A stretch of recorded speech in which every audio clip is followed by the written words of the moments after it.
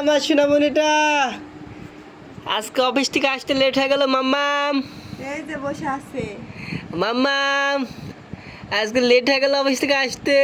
মাইরে মাইরে মাখাইছে আর কি ব্যাপার, কি এগুলা নিয়ে বসে আছো সব? ওরে আল্লাহ, কেমন হচ্ছে পেন কিনে যে একবার ঠিকই ফেলে দিছো। তো কি করবো তে তোমার আশা ফেলা দেবো কবে থেকে তোমার বলে দিচ্ছি চলে পেন লাগবে পেন নিয়ে এসো আমি সময় পাচ্ছি? তোকে নামও চলে গেছে কিন্তু তুমি সময় পান আর না পান কোথায় গেছিলা? ধৈর্য আসে না তাই না?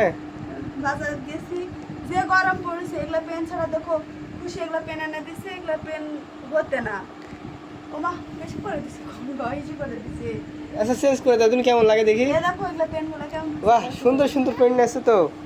দেখি এই যে গেঞ্জি লিছি চলে ওয়াও, মাম্মাম তো আজকে নতুন জিনিস পরবে। আব্বু আব্বু, তুমি তো ডাকো আমাকে প্রতিদিন মা।